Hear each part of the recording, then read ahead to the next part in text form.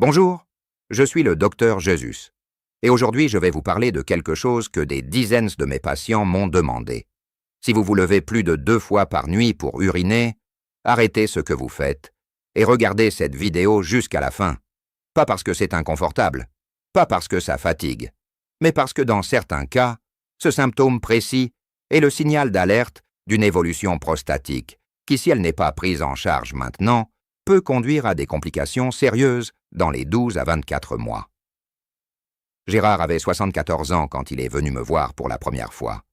Il se levait 5 fois par nuit depuis 3 ans. 3 ans, chaque nuit, sans exception. Il avait essayé 2 médicaments différents. Le premier n'avait rien changé.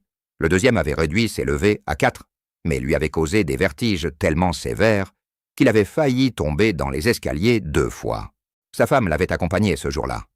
Elle m'a dit, avec une franchise que j'ai appréciée, « Docteur, nous ne dormons plus depuis 3 ans. Moi non plus. Chaque lever le réveille. Chaque réveil me réveille. On est épuisés tous les deux. » Ce que Gérard ne savait pas, ce que son médecin traitant et son urologue ne lui avaient jamais expliqué, c'est qu'une grande partie de ses levées nocturnes n'était pas directement causée par sa prostate. Elle était causée par la façon dont son corps gérait les liquides pendant la nuit. Et ça, on peut agir dessus avec précision. Laissez-moi vous expliquer le mécanisme. C'est important parce que, si vous comprenez pourquoi vous vous levez, vous comprendrez pourquoi le protocole que je vais vous donner fonctionne. En position allongée, la pression dans les vaisseaux de vos membres inférieurs change radicalement. Pendant la journée, en position verticale, les liquides ont tendance à s'accumuler dans vos jambes sous l'effet de la gravité. C'est pourquoi beaucoup d'hommes ont les chevilles légèrement gonflées en fin de journée. Quand vous vous allongez, cette gravité disparaît. Ces liquides se redistribuent vers le tronc et le bassin. Cette redistribution augmente le volume sanguin dans la région pelvienne. Ce surplus de liquide dans le bassin augmente la congestion de la prostate. Une prostate congestionnée comprime davantage l'urètre, et la vessie, stimulée par cette pression, se contracte, ce qui déclenche l'envie d'uriner. C'est pour ça que vos levées nocturnes surviennent presque toujours dans les 2 à 3 premières heures de sommeil. C'est le moment où cette redistribution liquidienne est maximale. La solution n'est pas de boire moins, je l'ai expliqué dans ma vidéo précédente, c'est une erreur qui aggrave les choses. La solution est de gérer intelligemment la redistribution liquidienne avant qu'elle ne se produise.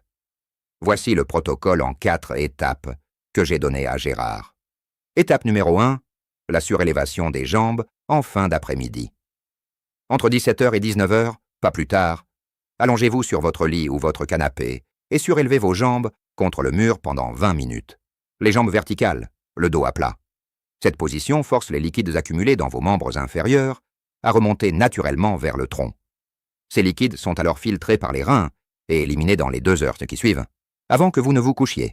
Résultat, quand vous vous allongez pour dormir, il y a beaucoup moins de liquide à redistribuer vers le bassin. La congestion prostatique nocturne est réduite dès la première nuit. Gérard a commencé cette seule étape un lundi. Le mercredi, il m'a envoyé un message. « Docteur, je me suis levé 3 fois au lieu de 5. Est-ce que c'est possible aussi vite ?» Oui, c'est possible. Parce qu'on agit sur le mécanisme direct, pas sur un symptôme. Étape numéro 2, le rituel de 10 minutes avant le coucher. 10 minutes avant de vous coucher, faites les 2 exercices suivants. D'abord, 10 contractions de Kegel lentes, 5 secondes de contraction, 5 secondes de relâchement.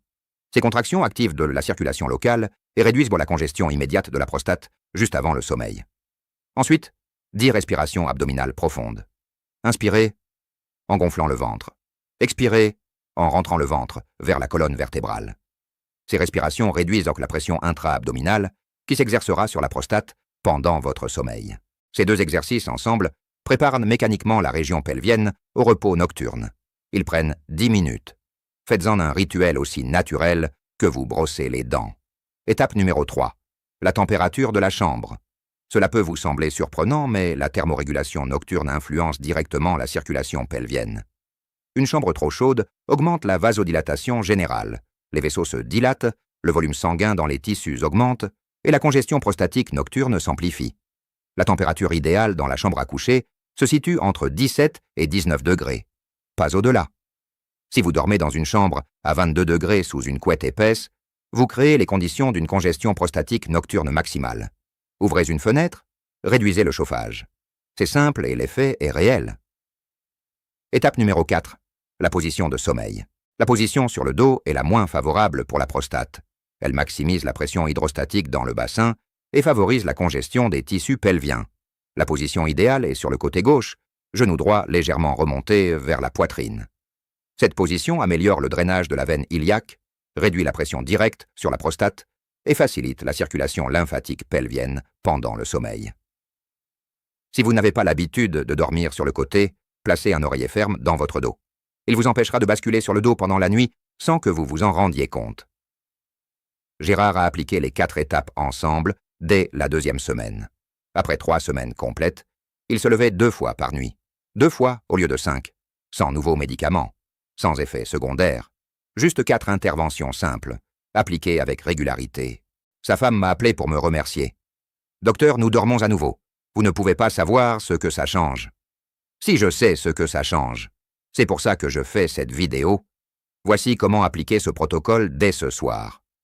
Ce soir, avant de faire quoi que ce soit d'autre, allongez-vous et surélevez vos jambes contre le mur pendant 20 minutes entre 17h et 19h. Ce soir, 10 minutes avant de vous coucher, 10 Kegel, 10 respirations abdominales. Ce soir, réduisez la température de votre chambre entre 17 et 19 degrés. Ce soir, dormez sur le côté gauche avec un oreiller dans le dos si nécessaire. Notez combien de fois vous vous levez cette nuit. Puis la nuit suivante, puis dans une semaine. Les données sont là, vous allez les voir évoluer. Revenez me dire dans les commentaires votre résultat après une semaine.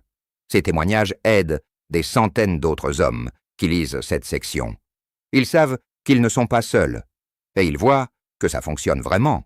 Dans ma prochaine vidéo, je vais vous présenter les 7 aliments que vous mangez probablement chaque semaine et qui détruisent silencieusement votre prostate. Certains de ces aliments ont une réputation saine. Et pourtant, leur effet sur le tissu prostatique est documenté et préoccupant. Abonnez-vous maintenant pour ne pas la rater. Je suis le Docteur Jésus. Prenez soin de vous.